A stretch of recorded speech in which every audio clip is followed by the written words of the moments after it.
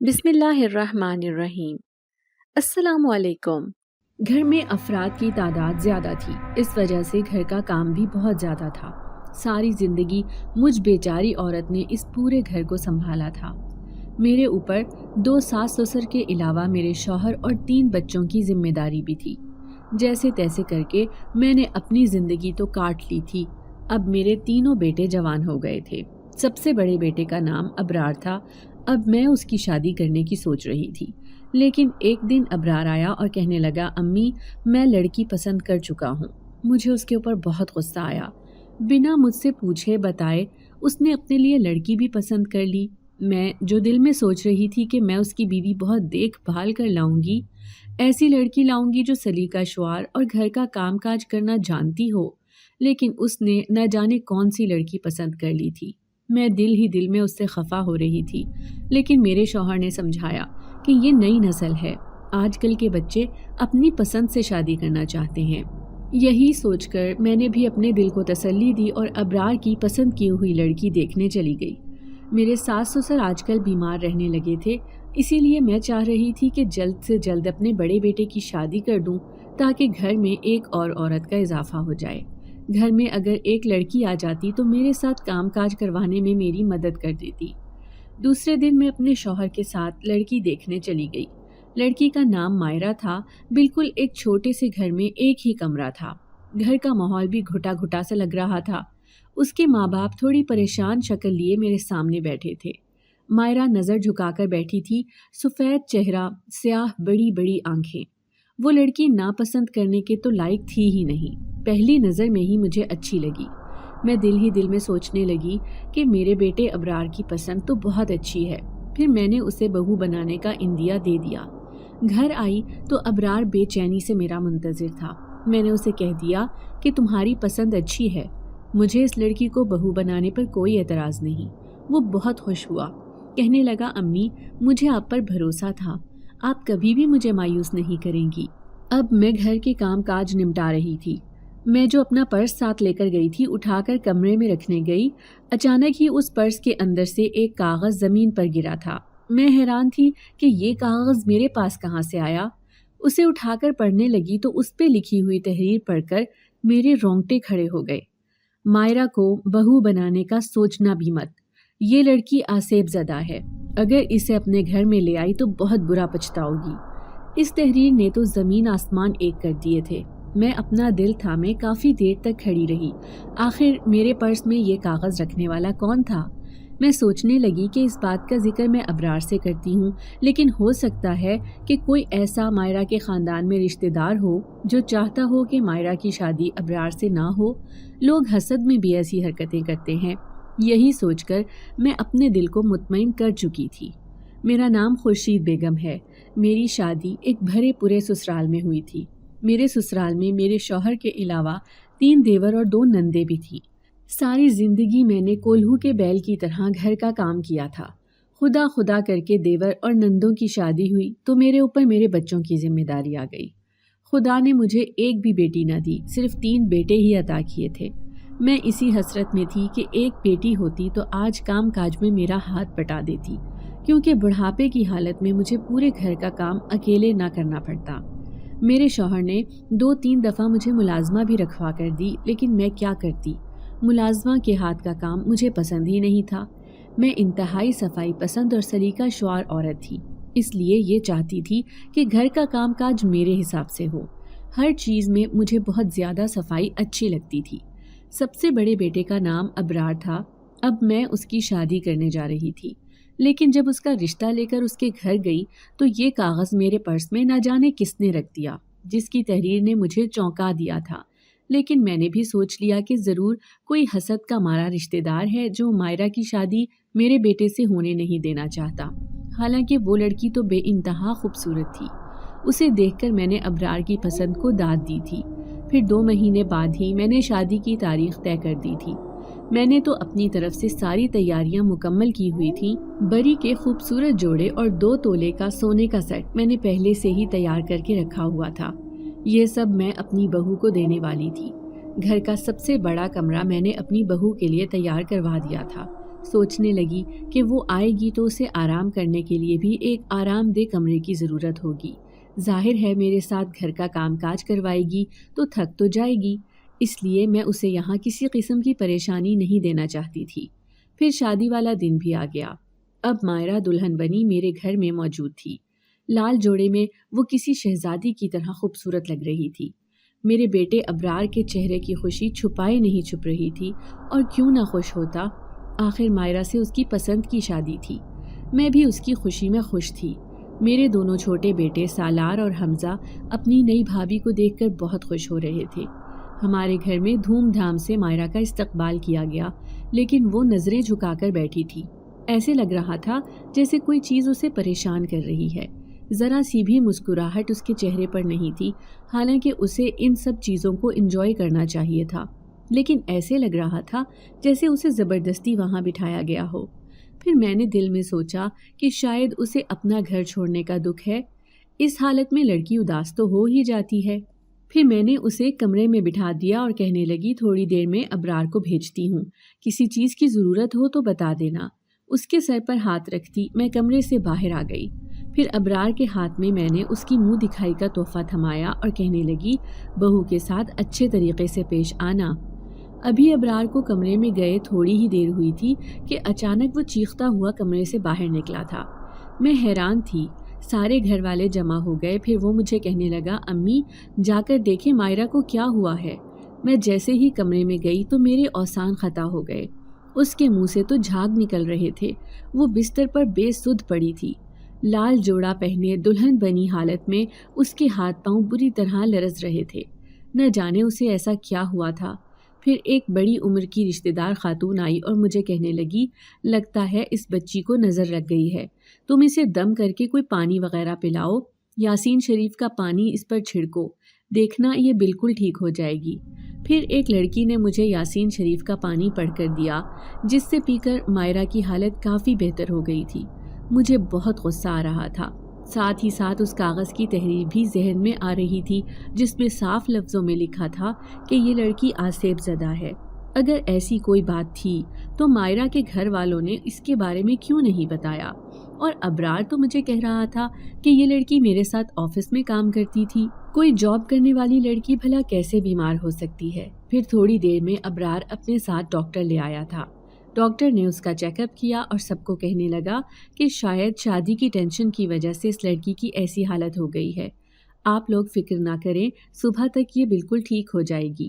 اب مجھے غصہ آ رہا تھا، میرے بیٹے کی ساری خوشیوں پر پانی پھر گیا تھا۔ میں دل ہی دل میں سوچنے لگی کہ صبح جیسے ہی مائرہ کے گھر والے آئیں گے تو میں ان سے جھگڑا کروں گی کہ آخر انہوں نے اپنی بیمار بیٹی کی شادی میرے بیٹے سے کیوں کی۔ لیکن میں انتظار کرتی ہی رہ گئی۔ مائرہ کے گھر والے نہیں آئے تھے۔ میں نے اس بات کا ذکر ابرار سے کیا تو وہ بھی پریشان ہو گیا۔ پھر تھوڑی دیر میں میرا شوہر حیران پریشان شکل لیے اندر آیا اور مجھے کہنے لگا، بہو کے گھر والے تو یہ شہر چھوڑ کر فرار ہو گئے ہیں۔ مجھے یقین نہیں آ رہا تھا کہ یہ کیا ہوا تھا۔ میں نے مائرہ سے پوچھا تو وہ خاموش بیٹھی تھی۔ ایسے لگ رہا تھا جیسے اس کے منہ میں زبان ہی نہیں، بلکہ میں تھوڑا سا اونچا بولنے لگی تو اس نے رونا شروع کر دیا تھا۔ پھر میرا شوہر ابرار سے پوچھنے لگا، تم اس لڑکی سے کب ملے تھے؟ تو وہ بے چارگی سے کہنے لگا، اس نے 1 مہینہ پہلے ہی ہمارے ساتھ آفس جوائن کیا تھا، تبھی سے میں اسے پسند کرنے لگا، اور جیسے ہی امی نے میری شادی کا ذکر کیا تو میں نے سوچا کہ یہ لڑکی مجھے پسند ہے، اسی سے شادی کر لیتا ہوں۔ میں اپنا سر تھام کر رہ گئی تھی۔ نہ اس کے خاندان کا کچھ پتہ تھا اور نہ ہی اس لڑکی کی بیماری کے بارے میں کچھ سمجھ آ رہی تھی۔ بغیر تحقیقات کیے میں نے بھی جلدی میں اپنے بیٹے کی شادی اس لڑکی سے کر دی تھی۔ اب مجھے اس سے چڑ ہو گئی۔ آخر اس کے گھر والے راتوں رات شہر خالی کر کے کیوں بھاگے تھے؟ مائرہ سے کوئی بھی سوال جواب کرتا تو وہ رونا شروع کر دیتی۔ مجھے ایسا لگ رہا تھا کہ یہ صرف ڈھونگ کر رہی ہے، ضرور اس کے پیچھے کوئی بڑی وجہ ہے۔ اب میں دل ہی دل میں منصوبہ بنا چکی تھی کہ میں اس لڑکی کو اتنا ستاؤں گی کہ تنگ آ کر یہ خود ہی گھر چھوڑ کر بھاگ جائے گی اور میرے بیٹے کی زندگی سے بھی نکل جائے گی۔ وہ بالکل خاموش رہا کرتی تھی، سجنا سنورنا گویا اسے آتا ہی نہیں تھا۔ दूसरे दिन वो कमरे में बंद होकर बैठी थी तो मैं उसके सर पर जा पहुंची और उसे कहने लगी, कब तक यूं ही महारानी बनकर बिस्तर पर आराम करती रहोगी? चलो उठो और मेरे साथ काम करवाओ। वो खाली खाली नज़रों से मुझे देखती रही, फिर एकदम उठी और किचन में जाकर बर्तन धोने लगी। मैंने उसे काम करते हुए देखा तो मुतमईन सी होकर अपने कमरे में आकर सफाई करने लगी। जैसे ही सफाई करके निकली तो हैरान रह गई। पूरा कमरा धुला धुलाया, निखरा, साफ सुथरा पड़ा था। अब वो सहन में सफाई करने लगी थी। ऐसे लग रहा था जैसे उसके अंदर कोई बिजली भर गई हो। वो पहले वाली मायरा नज़र ही नहीं आ रही थी। उसे यूं काम करते देखकर मैं दिल ही दिल में खुश हुई थी। फिर मेरे देखते ही देखते उसने पूरे घर को चमका कर रख दिया। मुझे कहने लगी, अम्मी कोई और काम हो तो बता दें। उसकी झुकी हुई नज़रें देखकर मुझे उसके ऊपर बेतहाशा तरस आया था कि मैं उससे किस कदर नफ़रत से पेश आई थी। फिर मैं उसे कहने लगी, नहीं, अब तुम जाओ कमरे में आराम करो, दोपहर का वक्त होगा तो मैं तुम्हें बुलवा लूँगी। फिर वो अपने कमरे में जाकर लेट गई। लेकिन पहली बार ज़िंदगी में मुझे इतना आराम मिला था। मैं आराम से चारपाई पर बैठी अपने साफ सुथरे घर को देख रही थी। फिर जैसे ही दोपहर का वक्त हुआ मैंने मायरा को आवाज़ दी और उसे खाना बनाने का कहा। वो फुर्ती से खाना बनाने लगी। ढेरों ढेर रोटियां उसने चंद मिनटों में बनाकर रख दी थी। दोपहर को अबरार के अब्बू और मेरे दोनों छोटे बेटे खाना खाने आते थे क्योंकि वो कपड़े की एक दुकान पर काम करते थे। दुकान यहाँ से चंद कदम के फासले पर ही थी, जबकि अबरार शाम को ही घर लौटता था क्योंकि वो एक बड़ी कंपनी में काम करता था। फिर जैसे ही मेरे शौहर ने खाना खाया तो वो हैरान रह गए। मुझे कहने लगे, आज तो खाने का जायका बिल्कुल ही बदला हुआ है। किसने बनाया है इतना लजीज खाना? उन्होंने आज तक मेरी तो तारीफ नहीं की थी, लेकिन पहली बार मेरी बहू ने खाना बनाया तो उनके मुंह से तारीफों के पुल बंद गए थे। मैं दिल ही दिल में हसद का शिकार हुई। फिर कहने लगी, अच्छा, मेरे हाथ का खाना तो आपको कभी पसंद ना आया। आज पहली बार बहू ने खाना क्या बना लिया, आप तो उसकी तारीफें करने में ही लगे हैं। फिर फौरन ही मेरे शौहर ने मेरी बहू को बुलाया और कहने लगे, बेटा, रोज़ाना अब तुम ही खाना बनाओगी। यकीन करो, इतने सालों से एक ही किस्म का खाना खाकर मैं तंग आ गया हूँ। आज से मैं अपनी बेटी के हाथ का खाना खाऊंगा। वो बड़ी शफकत से मेरी बहू को देख रहे थे। जवाब में वो मुस्कुराई भी नहीं थी, बस चुपचाप नजरें झुकाकर खड़ी रही। काम करने में वो बहुत फुर्तीली थी। मैं एक काम करने का बोलती तो साथ ही वो दूसरे काम भी निपटा देती। मुझे तो जैसे सुकून मिलने लगा। अब मैं घर की महारानी बन गई थी। मेरे सास ससुर कहने लगे, कितनी खुशनसीब हो बहू तुम, तुम्हें तो मायरा जैसी बहू मिली है। मैं दिल ही दिल में सोचती, एक वक्त था जब मैं भी मायरा की तरह खूब बढ़ चढ़ कर काम किया करती थी, लेकिन अब जाहिर है बुढ़ापे की वजह से मेरे अंदर इतनी हिम्मत ना रही थी। अब हर किसी की ज़बान पर मायरा की तारीफ़ें थी क्योंकि वो झटपट सारे घर का काम कर लिया करती थी। कपड़े धोना, खाना पकाना, सफाई करना, गर्ज के वो सारे काम जो किसी एक बंदे के बस की बात नहीं होते थे, अकेली वो खुद ही कर लिया करती। मैं सारा दिन चारपाई पर आराम करती रहती थी। फिर मेरे शौहर मुझे ताने मारते, देखो तुम काम करते हुए कितना रोना धोना करती थी। एक वो बच्ची है जो घर के सारे काम करती है और जाहिर भी नहीं होने देती कि थकन किस चिड़िया का नाम है। मुझे अब उसकी तारीफें सुन सुनकर चिढ़ होने लगी थी। एक दिन कपड़ों की मशीन भरी हुई थी तो मैं सबको सुनाने के लिए उसे कहने लगी, ये देखो सारे गंदे कपड़े कितने दिन से मशीन में भरे हुए हैं, तुमने तो अभी तक नहीं धोए। और उस रात मैं हैरान रह गई जब मुझे मशीन चलने की आवाज़ आई। मैं कमरे से निकलकर बाहर आई तो हैरान रह गई। मायरा मशीन लगाकर कपड़े धोने में लगी थी। इतनी सख्त सर्दी में ठंडे पानी से कपड़े धोते हुए उसे ज़रा सी भी कोई तकलीफ नहीं हो रही थी। मैं कहने लगी, ये क्या टाइम है कपड़े धोने का? तो वो कहने लगी, आपने ही तो कहा था कि गंदे कपड़े मशीन में पड़े हैं, मैंने सोचा इन्हें जल्दी से धो लेती हूँ।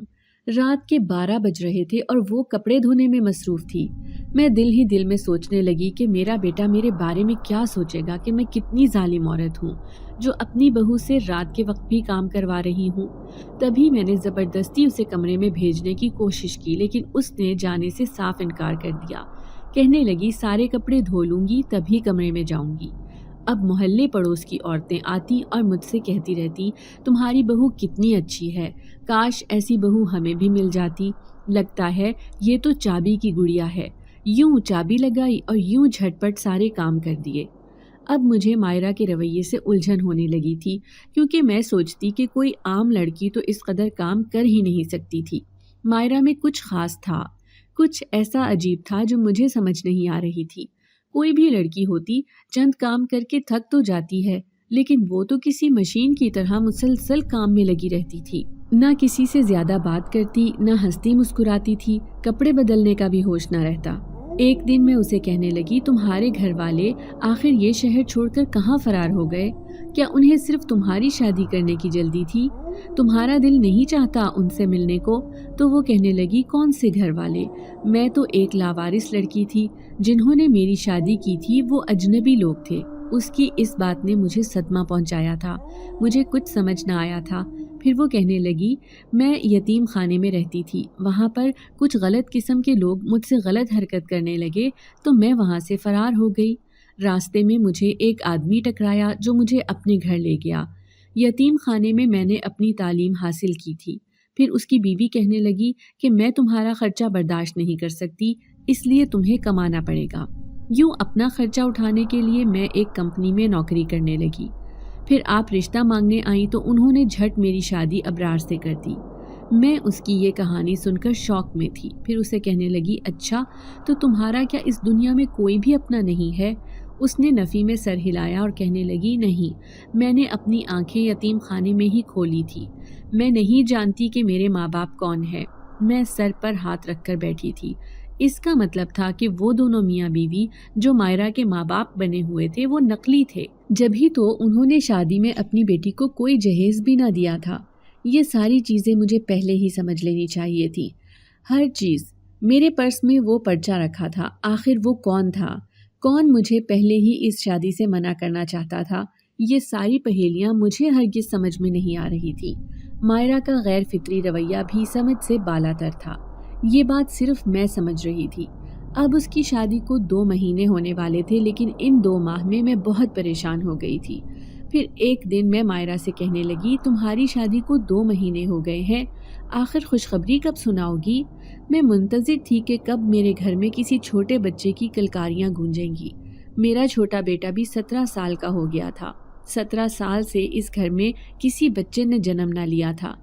اب میں چاہتی تھی کہ ابرار اور مائرہ کے ہاں بھی کوئی بچہ ہو جائے تاکہ گھر میں رونق ہو۔ مائرہ نے میری بات کا جواب نہ دیا، بلکہ خاموشی سے اٹھ کر کچن میں چلی گئی۔ پھر میں نے بہانے سے یہ بات ابرار سے کہی تو وہ میرے سامنے پھٹ پڑا، کہنے لگا، امی یہ لڑکی بہت عجیب ہے، مجھ سے بہت بڑی غلطی ہوئی جو میں نے اس سے شادی کر لی۔ شادی کے 2 مہینے ہونے والے ہیں، لیکن اس نے تو مجھے ہاتھ بھی لگانے نہیں دیا ہے۔ میاں بیوی والی بات تو ہم دونوں میں کوئی بھی نہیں ہے۔ وہ کمرے میں بیٹھ کر مجھ سے کوئی بات ہی نہیں کرتی، بلکہ خاموش زمین کو دیکھتی رہتی ہے۔ اب میں اس سے تنگ آ گیا ہوں، آپ اسے گھر سے نکال دیں۔ اس کے اتنی سنگ دلی سے کہنے پر میں حیران تھی۔ مائرہ کی خاموشی نے الگ پریشان کر کے رکھا ہوا تھا۔ پھر میں نے یہ ساری بات اپنے شوہر کو بتا دی۔ وہ کہنے لگے، بیگم اتنی اچھی بہو ملی ہے، بجائے خدا کا شکر ادا کرنے کے تم اس میں نقص نکال رہی ہو سکتا ہے بچی ابھی شادی کی وجہ سے ابرار سے صحیح تعلقات نہ رکھ سکی ہو، کچھ ٹائم گزرے گا تو دونوں میاں بیوی میں انڈرسٹینڈنگ ہو جائے گی۔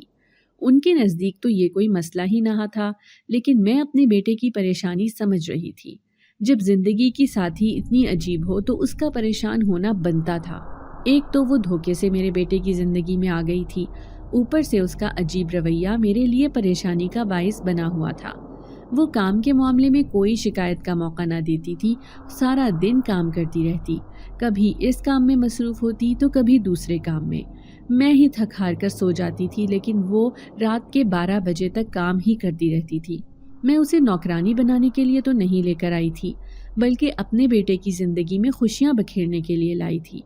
اب میں کسی سے شکایت بھی نہیں کر سکتی تھی۔ اگر کسی کو کہتی تو وہ مجھ سے یہی کہتا کہ تمہیں ہی تو ایک ایسی لڑکی چاہیے تھی جسے کام کرنے کا سلیقہ ہو۔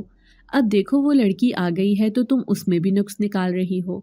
آخر کار میں نے اس پریشانی کا حل نکال لیا۔ میں نے اپنی جیٹھ کی بیٹی دعا کو بلانے کا سوچا تھا۔ وہ مائرہ کی ہم عمر پڑھی لکھی لڑکی تھی۔ میں چاہ رہی تھی کہ وہ ایک دفعہ ہمارے گھر رہنے آئے تو اس سے میں مائرہ کے بارے میں تفصیل سے بات کروں، وہ اس سے دوستی کر کے پوچھے کہ آخر اس کے ساتھ کیا مسئلہ ہے۔ हो सकता है कि घर में उसका कोई हम उम्र मौजूद नहीं, इस वजह से वो किसी से बात करने में झिझकती है। लेकिन भला शौहर से कैसी शर्म। उसने तो अभी तक शौहर से किसी किस्म के कोई ताल्लुकात बनाए ही नहीं थे, ना दोस्ताना और ना ही अज़दवाजी। फिर मैंने फ़ोन करके अपनी भतीजी दुआ को बुला लिया। वो बहुत खुश मिजाज और हंसने मुस्कुराने वाली लड़की थी। उसने फ़ौरन ही मायरा से बेतकल्लुफ़ी कायम कर ली। मैंने देखा वो हंस हंस कर मेरी बहू से बात कर रही थी, जबकि वो मुंह बनाकर बैठी थी, जैसे उसे दुआ का आना पसंद न आया हो। मुझे मायरा का ये रवैया देखकर बहुत गुस्सा आया। दूसरे ही दिन अजीब हंगामा सा घर में मचा था, क्योंकि सारे घर का काम बिखरा पड़ा था। मायरा अपने कमरे से निकली ही नहीं थी, ना ही उसने अपने किसी काम को हाथ लगाया। मैं हैरान थी कि वो ऐसा क्यों कर रही है। तभी मैं उसके सर पर जा पहुंची। उसके बाल बिखरे हुए थे, लाल अंगारा आंखें देखकर ऐसा लग रहा था जैसे उसकी तबीयत खराब हो, लेकिन जिस अंदाज में वो बैठी थी कहीं से भी ना लग रहा था कि वो बीमार है, बल्कि निहायत गुस्से भरा अंदाज लिए ऐसे लग रहा था किसी को मार डालेगी। उसकी ये हालत देखकर मैं भी डर गई थी। फिर मैंने उसके कंधे पर हाथ रखा और उसे कहने लगी, बहू क्या हुआ?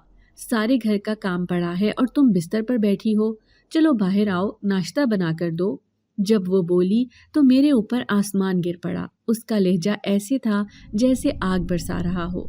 फिर वो मेरी आंखों में आंखें डालकर कहने लगी, पहले इस लड़की को यहाँ से बाहर निकालो बुढ़िया, फिर जाकर मैं घर का काम करूँगी। इतनी तमीज़दार और खामोश रहने वाली लड़की का इस कदर बदतमीज़ लहजा सुनकर मेरे तो होश उड़ गए थे। मैं गुस्से से उसे कहने लगी, ये तुम किस लहजे में मुझसे बात कर रही हो? तुम्हारी हिम्मत कैसे हुई मुझे बुढ़िया कहने की? तो वो उठकर खड़ी हुई और मेरा बाजू पकड़कर कहने लगी, बुढ़िया को बुढ़िया नहीं तो क्या मैं जवान औरत कहूँगी? चल यहाँ से दफा हो जा। पहले इस लड़की को यहाँ से भेज, फिर ही मैं बाहर आऊँगी। निहायत बदतमीजी से वो ढिठाई से कहती हुई मुझे उसने बाहर की जानिब धक्का दिया था। मुझे उसका लहजा बहुत बुरा था। बज़ाहिर वो गुस्ताखाना लहजे में मुझसे बात कर रही थी, लेकिन मुझे महसूस हुआ जैसे वो अपने आपे में नहीं थी। उसके बिखरे हुए स्याह लंबे लंबे बाल और लाल आंखें इस बात की गवाही दे रही थीं कि मसला कुछ और है। मैं भी एक माँ थी। जब से वो इस घर में आई थी मैं उसे बेटी की तरह समझने लगी थी। ऊपर से मैं उसके साथ सख्त लहजे में बात कर लेती थी, लेकिन अंदर से उसकी फरमाबरदारी ने मेरे दिल में जगह बना ली थी। मेरे शौहर जो नाश्ते के इंतज़ार में अखबार पढ़ रहे थे, मैंने उनके कान में जाकर कहा, बहू की तबीयत ठीक नहीं, मुझे कुछ ठीक नहीं लग रहा। उन्होंने नासमझी से मेरी तरफ देखा तो मैं उन्हें कहने लगी, वो दुआ के आने पर नाराज़ है। वो कह रही है कि पहले इसे अपने घर भेजो, फिर ही वो बाहर आएगी। मेरे शौहर हैरान थे कि बहू ऐसा क्यों कह रही है, क्योंकि दुआ तो उसकी हम उम्र थी और उसकी वजह से ही तो हमने उसे यहाँ बुलाया था, ताकि वो बहू से दोस्ती कर ले और उससे वजह पूछ सके कि आखिर वो इतनी खामोश क्यों रहती है। हमने तो उसे यहाँ कोई तकलीफ न दी थी। अब हम उस बच्ची को यहाँ से कैसे भेज सकते थे, जबकि बुलाया भी हमने खुद ही था। लेकिन बहू ने तो ये शर्त रख दी थी कि मैं कमरे से निकलूंगी ही नहीं जब तक दुआ इस घर से नहीं जाएगी। फिर मैंने साथ वाली पड़ोसन को बुलाया और दुआ से कहने लगी, तुम एक दिन के लिए इसके घर रह लो। मुझे लगता है कि बहू के साथ कोई मसला हो गया है। अगर तुम दोनों मेरा साथ दोगी तो मैं ये जान सकूंगी कि आखिर अबरार की बीवी ऐसा क्यों कर रही है। पड़ोसन मेरी बात समझ गई थी। वो मेरी सालों पुरानी दोस्त थी, इसलिए दुआ को अपने साथ लेकर चली गई। लेकिन बहू से मैंने कह दिया कि मैंने दुआ को उसके घर भेज दिया है, तुम आकर घर का कामकाज निपटाओ। ये सुनकर वो बिल्कुल नॉर्मल हो गई और फिर बाहर आकर हस्बे मामूल काम काज करने लगी।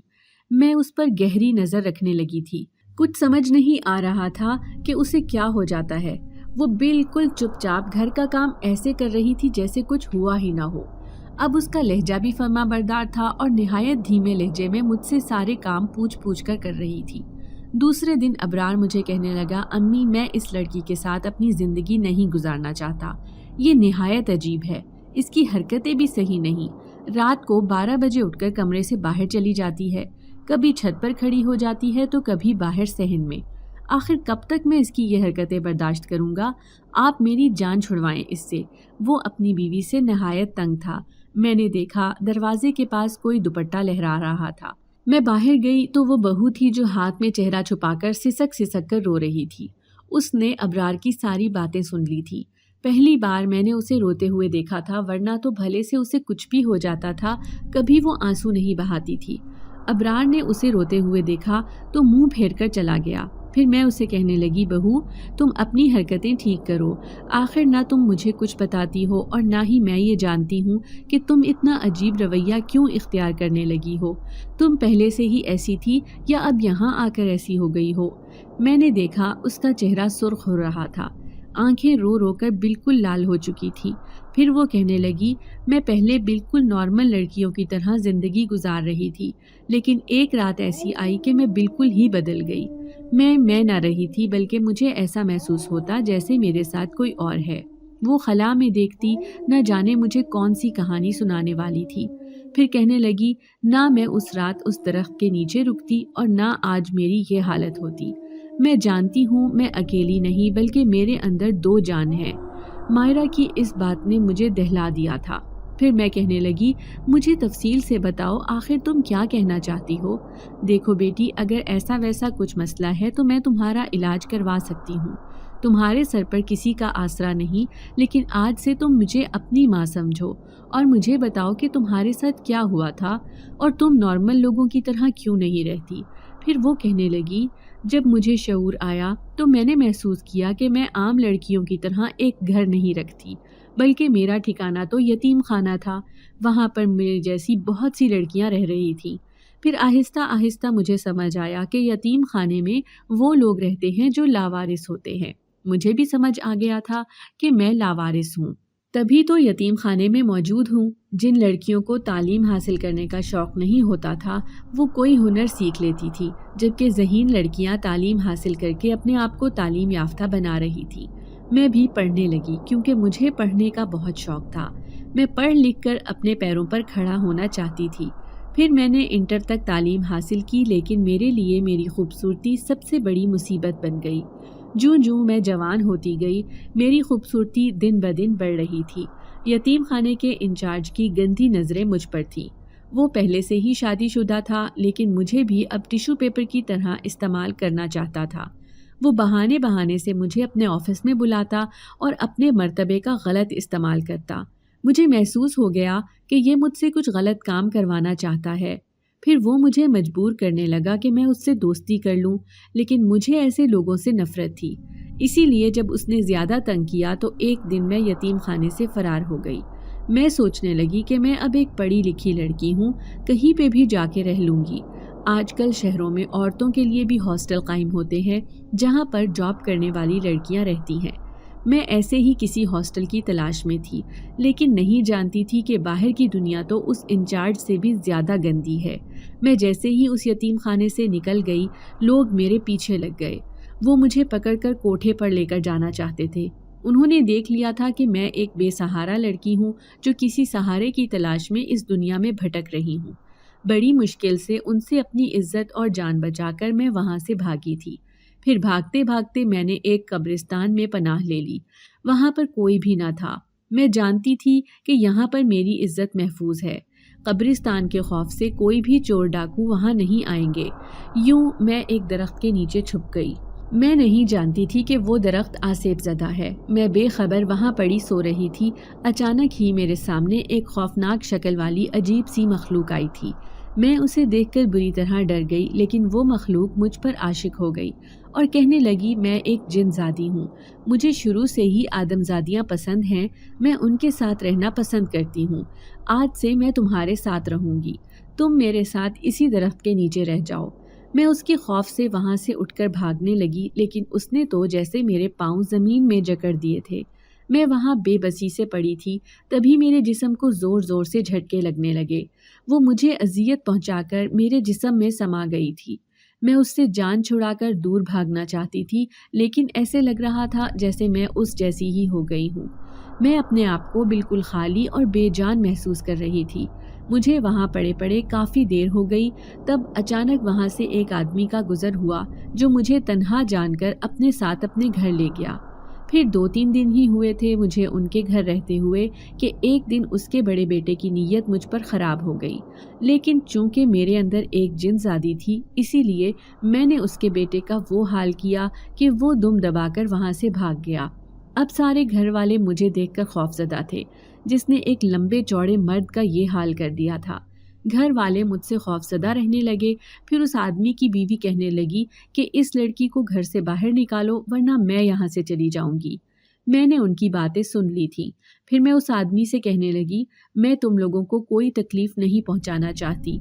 हाँ, लेकिन अगर कोई मेरे साथ गलत करेगा तो मैं जवाब में उसके साथ भी गलत रवैया ही इख्तियार करूंगी।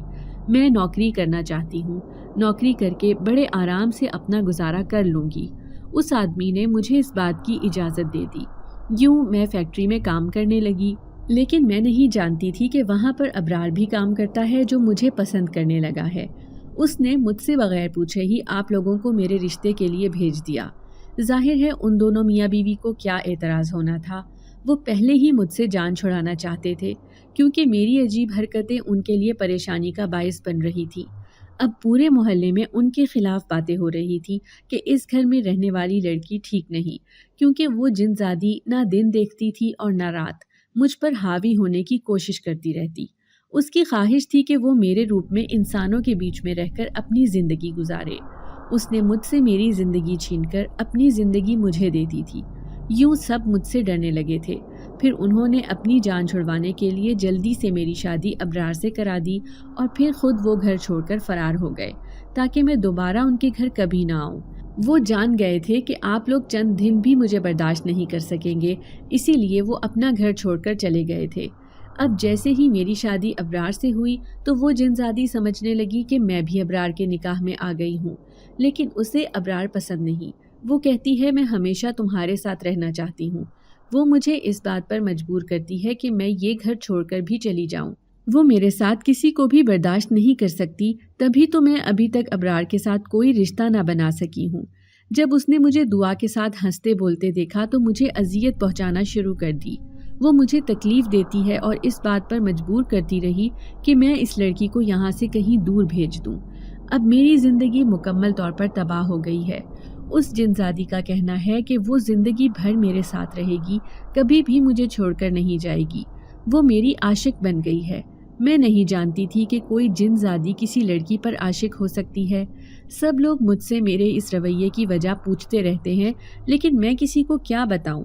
कोई भी मेरी बात पर यकीन नहीं करेगा। आज आपके सामने अपना दिल खोलकर रख दिया है। आपको माँ समझकर मैंने अपनी कहानी सुनाई है। उम्मीद है आप मायूस नहीं करेंगी। कोई तो मेरी परेशानी का हल निकालेंगी आप। मायरा रोते रोते मुझे अपनी सारी कहानी सुना रही थी। मैं अजीब सी कैफियत में उसकी ये सारी बात सुन रही थी। मुझे यकीन नहीं आ रहा था कि कोई भी लड़की किसी जिनज़ादी के ज़ेरे असर आ सकती है। ऐसा तो सिर्फ लड़कों के साथ ही होता है कि कोई जिनज़ादी किसी लड़के पर आशिक हो जाए। लेकिन मैंने सोच लिया था कि मायरा को इस परेशानी से निकाल कर ही रहूँगी। वो एक समझदार, पढ़ी लिखी और तमीज़दार लड़की थी, लेकिन सिर्फ उस जिनज़ादी की वजह से उसकी ज़िंदगी परेशानियों का शिकार थी। वो लोगों के दरमियान रह नहीं पा रही थी। अब तो अबरार ने भी उससे पीछा छुड़ाने का कह दिया था। मैंने सोच लिया था कि दोनों बच्चों की ज़िंदगी बर्बाद नहीं होने दूंगी, बल्कि अपनी बहू का इलाज करवा कर रहूंगी। दूसरी तरफ जिनज़ादी को मालूम हो गया था कि मायरा ने अपनी सारी हकीकत मेरे सामने खोल कर रख दी है। सुबह मैं मायरा के पास गई तो वो बुखार में फुनक रही थी। उसने मुझे इशारे से बताया कि वो जिनज़ादी पूरी रात उसे तकलीफ़ पहुंचाती रही है, जिसकी वजह से वो सो नहीं सकी। जिनज़ादी के खौफ से उसे बुखार हो गया है। फिर मैंने अबरार और अपने शौहर के सामने मायरा की सारी कहानी खोलकर रख दी थी। अबरार कहने लगा, ये सब बहाने कर रही है, ये कोई नफ्सियाती मरीज़ा है जो हमें परेशान करने में लगी है। लेकिन मेरा शौहर कहने लगा, नहीं, ये बच्ची बहुत नेक और सुलझी हुई मालूम होती है। ज़रूर इसके साथ ऐसे मसले मसाइल हैं, वरना कोई इतना बड़ा झूठ कैसे बोल सकता है। मैं अपने शौहर से कहने लगी कि आप कुछ ऐसा करें कि ये बिल्कुल ठीक हो जाए। जाकर किसी आमिल या मौलवी वगैरह का मालूम करें जो हमारी बहू का इलाज कर सके। अबरार उससे पीछा छुड़ाना चाहता था, लेकिन मैं किसी कीमत पर भी इस यतीम और लावारिस बच्ची को दरबदर नहीं करना चाहती थी, जबकि इस बात से भी मैं आगाह थी कि वो शुरू से ही एक यतीम खाने में पली बड़ी है। जब उसके सर पर कोई हाथ रखने वाला न था तो फिर भला वो कहाँ जाती। इसलिए मैंने ये फैसला किया था कि कुछ भी हो जाए मैं उस जिनज़ादी से अपनी बहू का पीछा छुड़वा कर ही रहूँगी। تاکہ اس کی زندگی میں بھی خوشیوں کے پھول کھل سکیں۔ پورا دن وہ بخار میں تپتی بستر پر پڑی رہی۔ مجھ اکیلی سے کام بھی نہ کیا جا رہا تھا۔ دوسرے دن میرا شوہر آیا اور کہنے لگا تم مائرہ کو اس کونے والے مولوی صاحب کے پاس لے کر چلی جاؤ۔ اس کا کہنا ہے کہ اگر چھوٹا موٹا مسئلہ ہے تو وہ خود ہی دم درود کر کے حل نکال لے گا، لیکن اگر کوئی بڑا مسئلہ ہے تو وہ ایک بہت اچھے عامل کو جانتا ہے، کل صبح ہی اسے اپنے ساتھ لے کر آ جائے گا۔ میں خوش تھی کہ میرا شوہر اس کام میں میرا ساتھ دے رہا تھا۔ پھر دوسرے دن میں نے مائرہ سے کہا تم چادر پہن لو، میں تمہیں مولوی کے پاس لے کر جا رہی ہوں، لیکن اس کی حالت نے مجھے ڈرا دیا۔ بال بکھرے ہوئے سرخ انگارہ آنکھوں کے ساتھ وہ مجھے ایسے دیکھ رہی تھی جیسے آنکھوں ہی آنکھوں میں نگل جائے گی۔ میں اس کی حالت دیکھ کر ڈر گئی۔ میں سمجھ گئی کہ آج اس کے اندر وہ جنزادی حاوی ہو کر بیٹھی ہے۔ اس نے میرا ہاتھ زور سے جھٹک دیا تھا، پھر غصے میں کہنے لگی چل بڑھیا، چھوڑ دے اس کا پیچھا۔ میں جان گئی ہوں کہ تو میرے بارے میں جانتی ہے، تم اپنے بیٹے کو بولو کہ اس کا پیچھا چھوڑ دے، میں اسے اپنے ساتھ لے کر جانا چاہتی ہوں۔ اگر تم نے مجھے اس لڑکی سے جدا کرنے کی کوشش کی تو میں تم سب کو مار ڈالوں گی۔ اس کی یہ بھیانک آواز سن کر میری تو روح کانپ رہی تھی۔ میں یہ سوچ بھی نہیں سکتی تھی کہ وہ اتنی سنگ دل ہو سکتی ہے کہ کسی بھی لڑکی کی زندگی کو برباد کرنے کی طاقت رکھتی ہے۔ میں خوف زدہ ہو کر باہر بھاگی تھی۔ باہر جا کر میں نے اپنے شوہر سے کہا لگتا ہے کہ اس کے اندر وہ جن زادی سما گئی ہے، وہ ہمارے ساتھ ہرگز مولوی کے پاس نہ جائے گی۔ آپ ایسا کریں کہ مولوی صاحب کو کہیں اس بڑے عامل کو لے کر ہمارے گھر پہنچ جائیں۔ پھر انہوں نے میرے کہنے پر ایسا ہی کیا۔ تھوڑی دیر بعد ہی مولوی صاحب اس عامل کو لے کر گھر پہنچ گئے تھے۔ عامل سفید لباس میں ایک باریش بزرگ تھا۔ ان کی پاکیزگی بتا رہی تھی کہ وہ کس قدر پروقار شخصیت کے مالک ہیں۔ میں نے کہا بابا جی وہ کمرے سے باہر آنے کو تیار نہیں، مہربانی کر کے آپ ہی میرے ساتھ اندر چلیں۔ اب وہ میرے ساتھ اندر آ گئے تھے۔ مائرہ تو گویا بپھری ہوئی تھی۔ بمشکل میں نے اپنے بازوؤں سے پکڑ کر اسے قابو کیا۔ ابرار کو بہت غصہ آ رہا تھا۔ وہ مجھے کہنے لگا یہ سب تماشا کرنے کی کیا ضرورت تھی، آپ اس لڑکی کو گھر سے باہر نکالیں، میں ایسی لڑکی کو برداشت نہیں کر سکتا، اس کے آئے دن کے تماشے میں کیسے دیکھوں گا۔ لیکن میں نے اسے سمجھا دیا تھا کہ وہ اپنے بس میں نہیں، یہ سب اس سے وہی جنزادی کروا رہی ہے جو اس پر حاوی ہو چکی ہے۔ پھر میں نے اس کی منتیں کی، تبھی وہ میرے ساتھ اس کا علاج کروانے پر راضی ہوا تھا۔ جنزادی نے جب اس بزرگ کو دیکھا تو وہ مائرہ کو اور ستانے لگی۔ مائرہ کبھی رو کر چیخیں مارتی تو کبھی کہتی کہ مجھے یہاں سے جانے دو، میں دوبارہ پلٹ کر کبھی نہیں آؤں گی، میں یہاں نہیں رہنا چاہتی۔ کبھی سسک سسک کر روتی تو کبھی غصے سے چیخنے چلانے لگ جاتی۔ بزرگ نے بڑے پیار سے اس کے سر پر ہاتھ رکھا اور کہنے لگے دیکھو میں بڑے آرام سے تمہیں کہہ رہا ہوں کہ اس بچی کا پیچھا چھوڑ دو اور اپنی دنیا میں واپس چلی جاؤ۔ تمہارا انسانوں کی دنیا میں کیا کام جبکہ تم جانتی ہو کہ تم ایک جن زادی ہو؟ کب تک اس لڑکی کے جسم میں خود کو سما کر رکھو گی؟ نہ صرف خود کو تکلیف دے رہی ہو بلکہ اس معصوم لڑکی کی بھی زندگی تباہ کر رہی ہو۔ چلو جاؤ، میری بات مان لو اور یہاں سے چلی جاؤ۔ لیکن وہ جن زادی تو بری طرح ببھری ہوئی تھی۔ کہنے لگی اگر جاؤں گی تو اس لڑکی کو بھی ساتھ ہی لے کر جاؤں گی۔ میں اس پر عاشق ہو گئی تھی، اس سے مجھے پیار ہے۔ یہ لڑکی تنہا تھی، میں نے بھی اپنی پوری زندگی تنہا گزاری ہے، ہم دونوں ساتھ رہیں گے تو ہمیں کوئی غم بھی نہ ہوگا۔ پھر بزرگ نے مولوی صاحب کے کان میں سرگوشی کی اور کہنے لگے اس کا جانا اتنا آسان نہیں، لگتا ہے کہ اسے یہاں سے قید کر کے ہی لے جانا پڑے گا۔ مولوی صاحب نے کمرے میں موجود سارے لوگوں کو باہر جانے کو کہا، پھر خود عامل صاحب کے ساتھ مل کر ایک خاص عمل کرنے لگے۔ عامل نے ایک بوتل لی اور اس پر پڑھ کر کچھ دم کیا، پورے کمرے میں دھواں ہی دھواں پھیل گیا۔ اگربتی کی تیز خوشبو جیسے ہی کمرے میں پھیلی، اچانک ہی مائرہ کے جسم سے کوئی ہیولا سا برآمد ہوا۔ وہ بری طرح پورے کمرے میں چکرا رہا تھا، ایسے لگ رہا تھا جیسے باہر جانے کی تلاش میں ہو، لیکن کمرے کا دروازہ تو بند تھا۔ یوں اسے کہیں بھی جگہ نہ ملی تو بوتل میں ہی سیدھا جا گھسا۔ عامل نے جھٹ سے اس بوتل کے منہ پر لال رنگ کا کپڑا باندھا اور اس پر ایک کالا دھاگا باندھ کر ہمیشہ کے لیے اس جن زادی کو اس بوتل میں قید کر ڈالا۔ میں نے دیکھا مائرہ بے ہوش پڑی تھی، اسے کچھ بھی ہوش نہ تھا۔ عامل کہنے لگا یہ ایک شیطان جن زادی تھی، بڑی مشکل سے ہاتھ آئی ہے، اس بچی کو یہی اذیت پہنچا رہی تھی، تبھی تو وہ الٹی سیدھی حرکتیں کر رہی تھی۔ اب جب تک یہ میرے پاس قید ہے کبھی بھی اس بچی کے پاس نہیں آئے گی۔ میں مولوی صاحب سے کہنے لگی میری بہو ٹھیک تو ہو جائے گی نا؟ مولوی صاحب نے کہا ہاں انشاءاللہ، اللہ نے چاہا تو اب دوبارہ کبھی بھی اسے کوئی تکلیف نہ ہوگی، یہ باقی لڑکیوں کی طرح اپنی زندگی اپنی مرضی سے گزارے گی۔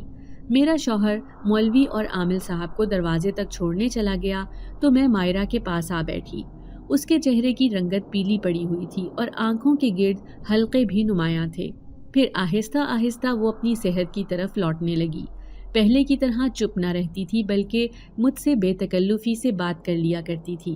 شروع میں ابرار اسے ناپسند کرنے لگا تھا، لیکن آہستہ آہستہ پھر سے اس کے دل میں چھپی محبت مائرہ کے لیے جاگ گئی اور اس نے اپنی زندگی میں اسے خاص مقام دے دیا۔ وہ مجھے تو ماں سے بھی بڑھ کر عزت دیتی تھی۔ اس نے کبھی زندگی میں نہ تو باپ کا پیار دیکھا تھا اور نہ ماں کا۔ یوں وہ مجھے اور میرے شوہر کو اپنے سگے ماں باپ سے بھی زیادہ پیار کرتی، بنا کہے ہی ہمارا سارا کام اپنے ہاتھوں سے کر لیتی تھی۔ اس کے ہوتے ہوئے کبھی بھی میں نے یہ خواہش نہیں کی کہ کاش میری ایک بیٹی ہوتی۔